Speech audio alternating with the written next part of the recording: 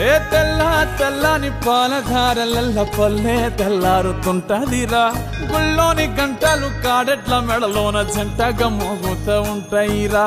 నాగలి భుజాన పెట్టుకుంటే దోస్తులు చెయ్యేసినట్టేరా కొట్టు గోదా పక్కన ఉంటే కొండంత బలగం ఉన్నట్టురా చల్లగాలి మోసుకొచ్చెరా సేను సెలకల ముచ్చట్లు